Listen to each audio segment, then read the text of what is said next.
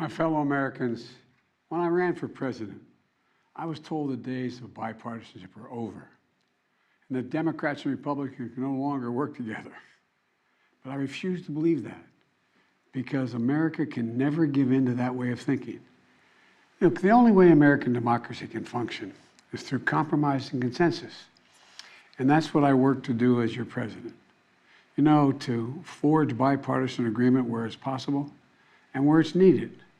I've signed more than 350 bipartisan laws thus far in almost 2.5 years, including an historic law that rebuilding America so that we can rank #1 in the world in infrastructure instead of where we rank now, number 13 in the world.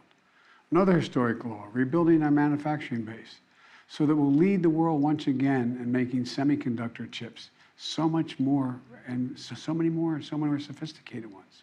And now, a bipartisan budget agreement.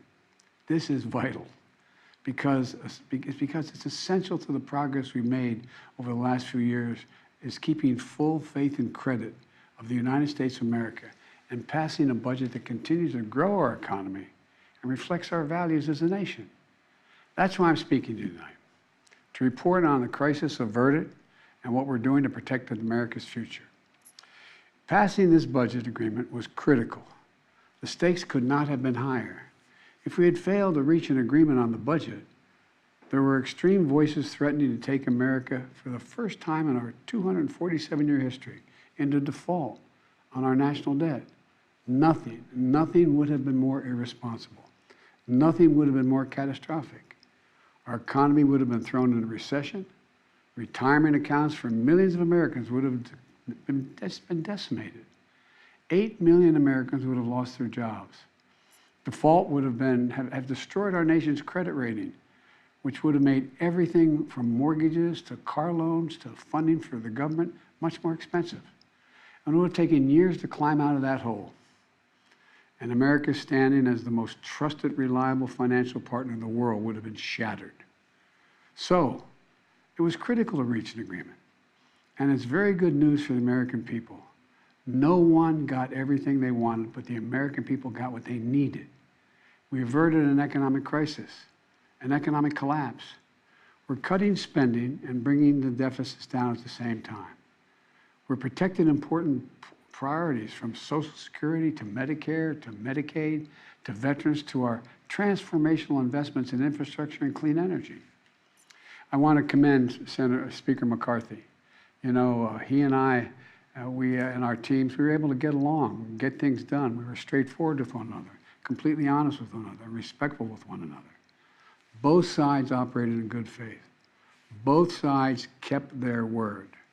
And I also want to commend other congressional leaders. House Minority Leader Jeffries, Senate Majority Leader Schumer, Senate Minority Leader McConnell.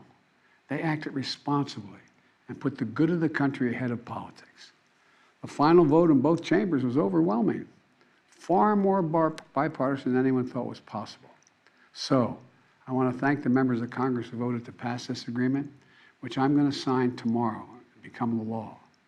So here's what the deal does. First, it cuts spending.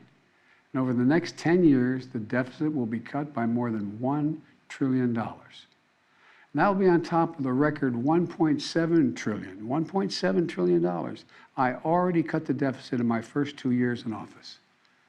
And it's clear we're all on a much more fiscally responsible course than the one I inherited when I took office 4 years ago. When I came to office, the deficit had increased every year the previous 4 years. And nearly $8 trillion was added to the national debt in the last administration. And now we're turning things around. And that's good for America. You know, my dad used to have an expression. He said, Joey, don't tell me what you value. Show me your budget. I'll tell you what you value. That's at the heart of this debate. What do we value? Protecting seniors. You may remember during my State of the Union address, there was a spirit exchange between me and a few Republicans spontaneously occurring on the floor of the House of Representatives. I was pointing out that for years, some of them were putting forward proposals to cut Social Security and Medicare. And some of them that night took exception, and they said very loudly that that wasn't true. So I asked them on the floor at that night, I said, ask them a simple question. Will you agree not to cut Social Security, not to cut Medicare? Would they agree to protect these essential programs? They're a lifeline for millions of Americans. Programs that these Americans have been paying into every single paycheck they've earned since they started working, and that provide so much peace of mind. With the bright lights and cameras on, those few Republicans who were protesting, they agreed. They said they wouldn't cut it. That's how we protected Social Security and Medicare from the beginning, and from it being cut, period. Health care was another priority for me, a top priority. I made it clear from the outset, I would not agree to any cuts in Medicaid, another essential lifeline for millions of Americans, including children in poverty, the elderly in nursing homes, and Americans living with disabilities. The original House Republican proposal would have cut health care for up to 21 million Americans on Medicaid. And I said no. And Medicare was protected. And so were millions of people most in need. Look, I've long believed that the only one truly sacred obligation that the government has is to prepare those we send into harm's way and care for them and their families when they come home and when they don't come home. That's why my last budget provided VA hospitals with additional funding for more doctors, nurses, and equipment to accommodate the needs of veterans and more appointments. The House Republican plan would have meant 30 fewer million VA healthcare visits for our veterans. But we didn't let that happen. In addition, this bill fully funds the Bipartisan PACT Act, the most significant law in decades for veterans exposed to toxic burn pits and for their families. It expands access to those veterans and their families to health care and to disability benefits. Look, we're investing in America and our people and in our future. We've created over 13 million new jobs, nearly 800,000 manufacturing jobs. Where is it written that America can't lead the world again in manufacturing? Unemployment is at 3.7%. More Americans are working today than ever in the history of this country. And inflation has dropped 10 straight months in a row. In this debate, I refuse to put what was responsible for all this economic progress on the chopping block. This bipartisan agreement protects the law that will help us build the best infrastructure in the world. It fully protects the CHIPS and Science Act, which is going to bring key parts of our supply chain to America, so we don't have to rely on others, like semiconductors, those tiny computer chips smaller than the tip of your finger that affect nearly everything we rely on, from cell phones to building automobiles to the most sophisticated weapon systems and so much more. We protected another law that I passed and signed last year that finally beat Big Pharma, which I've been trying to do for over 30 years.